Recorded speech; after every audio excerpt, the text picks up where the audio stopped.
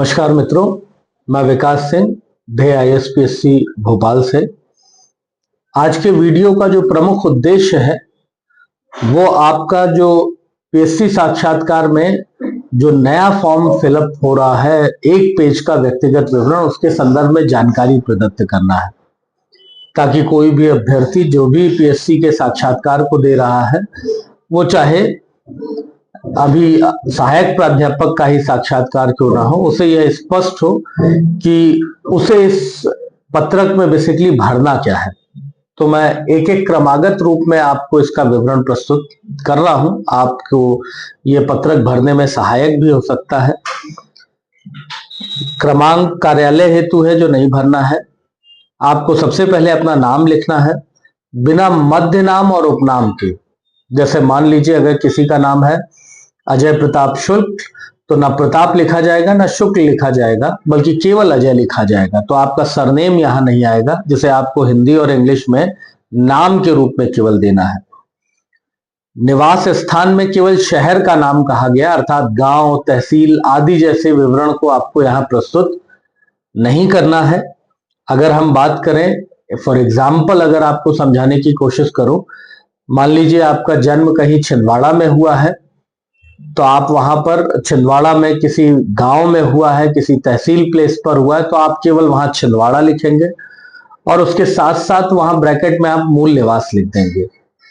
आप अध्ययन के लिए भोपाल या इंदौर में जाकर के आपने अध्ययन किया है, जहां 3 वर्ष से अधिक आपका प्रवास रहा है, तो दूसरे नंबर पर आप उसमें भोपाल या इंदौर लिखेंगे और ब्रैकेट में आप लिख लीजिए शिक्षा हेतु। और अगर आपने रोजगार के लिए किसी तीसरे शहर में आपने 3 साल से अधिक व्यतीत किया है, मान लीजिए आपकी सेवा जो है आपने राजगढ़ या रायसेन, विदिशा किसी जगह पर कहीं आप अतिथि शिक्षक या किसी दूसरे पद पर विद्यमान रह के सेवा दे रहे हैं, तो तीसरे वाले कॉलम में आप उस जिले का नाम लिखेंगे, रायसेन, विदिशा या ऐसे लिखेंगे, और ब्रैकेट में आप लिख देंगे रोजगार हेतु। तो इस तरीके से इसमें केवल जिले का नाम लिखना है, कोई तहसील गांव का नाम नहीं लिखना, और जिस उद्देश्य से आए हैं एक पासिंग रेफरेंस के रूप में आप उसको वहां पर प्रदान कर सकते हैं। शैक्षणिक योग्यता के स्तर पर जैसे आप पुराने फॉर्म में भरते रहे हैं वो यहां भर दीजिए। याद रखिए, सहायक प्राध्यापक में बहुत सारे लोग गलतियां कर रहे हैं कि अन्य में यहां पर आप अपने नेट आदि का विवरण प्रस्तुत कर दे रहे हैं, यहां नेट आदि का विवरण प्रस्तुत मत कीजिए। हालांकि PhD यहां पर जरूर आ सकता है, तो यहां पर नेट का विवरण मत दीजिए। 5वां कॉलम जो है वो पाठ्येतर गतिविधियों का है।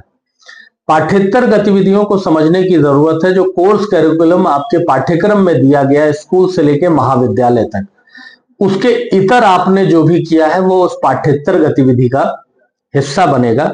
जैसे इन्होंने एग्जाम्पल के रूप में NSS, NCC, even scout and guide भी आपने किया है, इसमें आ सकता है।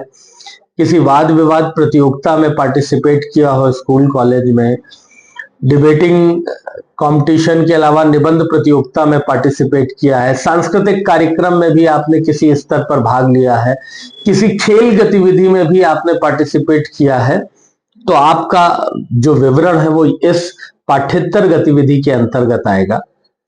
जो 6ठा कॉलम है जिसमें विशेष योग्यता, कार्यानुभव, शोध का अनुभव, विशेष उपलब्धि संक्षेप में देने की बात की गई है, और वहां पर उन्होंने 3 कॉलम आपको दिए हैं। तो जो लोग सहायक प्राध्यापक की तैयारी कर रहे हैं वो यहां पर ही अपना नेट या सेट की परीक्षा उत्तीर्ण लिख करके इसका विवरण दे सकते हैं। कोई पूर्व रोजगार किया है तो उसका विवरण भी आप यहां पर दे सकते हैं। पेपर अगर आपका कोई पब्लिकेशन हुआ है तो भी यहां आप मेंशन कर सकते हैं। तथा इसके अतिरिक्त अगर कहीं आपको कोई स्कॉलरशिप, पुरस्कार आदि मिला हुआ है तो भी आप यहां पर मेंशन कर सकते हैं। तो ये 6ठे कॉलम में इतनी चीजें आप यहां पर डाल सकते हैं।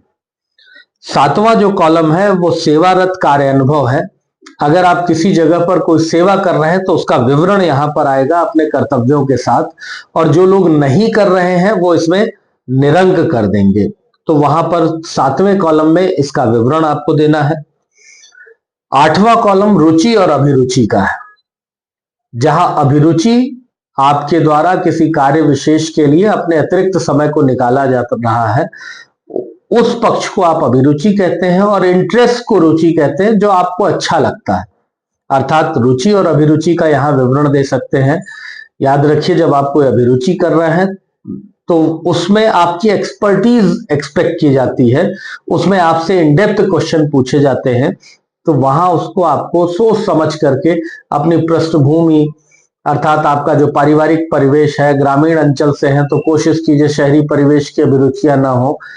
अब जैसे सहायक प्राध्यापक में जा रहे हैं तो बहुत सारे लोग बच्चों को पढ़ाना लिख देते हैं, वो आपको एडेड एडवांटेज नहीं देगा।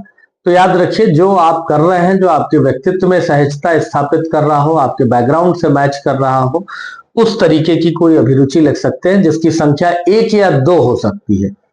उससे ज्यादा लिखने से बचे। यहां पर चयन में सहायक जानकारी, ये एक ऐसा विषय है जिसमें बहुत सारे लोग समझ नहीं पाते हैं।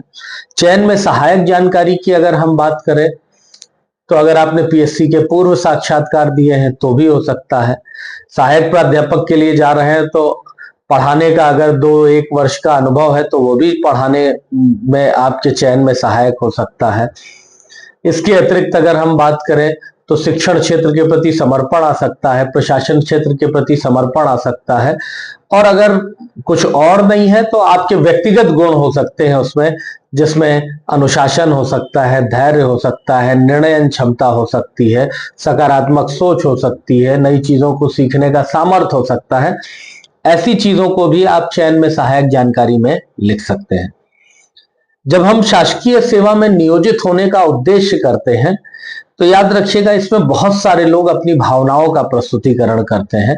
जितना ज्यादा लिखेंगे उतना ही पढ़ने में कठिन होताई होगी और संभवतः उसे पढ़ने से आदमी बचेगा भी। तो आप जिस भी सेवा में जा रहे हैं, आप वहां पर अपने सामर्थ्य और क्षमता से योगदान की बात कर लीजिए, आप उसके विकास के लिए समर्पण की बात कर लीजिए। सहायक प्राध्यापक के लिए जा रहे हैं तो विद्यार्थियों का भविष्योन्मुख मार्गदर्शन कर लीजिए।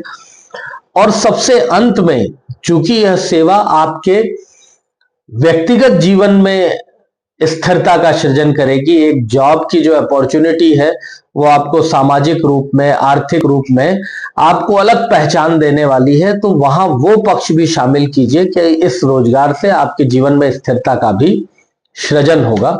तो इस प्रकार से आपको ये पहले से लेके 10 कॉलम के बीच में लिखा जाना है। मुझे लगता है कि यह वीडियो आपके इस एक पेज के जो व्यक्तिगत विवरण है इसको भरने में आपको काफी हेल्प करेगा। और इसी स्वरूप में अगर आप भरते हैं तो चूंकि आपका फॉर्म आपके अंदर जाने के पहले जाता है और वो एक परसेप्शन क्रिएट करता है। अगर आप सिस्टमेटिक प्रेजेंट करते हैं तो एक सकारात्मक परसेप्शन क्रिएट करेगा, और अगर नहीं करते हैं तो नकारात्मक करता है। तो मैं आपको इस वीडियो के माध्यम से बताना चाहता हूं कि इस एक पेज के जो नए व्यक्तिगत विवरण पत्रक है, इसमें इस प्रकार से आपको विवरण प्रस्तुत करना है। चलिए, बहुत अच्छा लगा, धन्यवाद।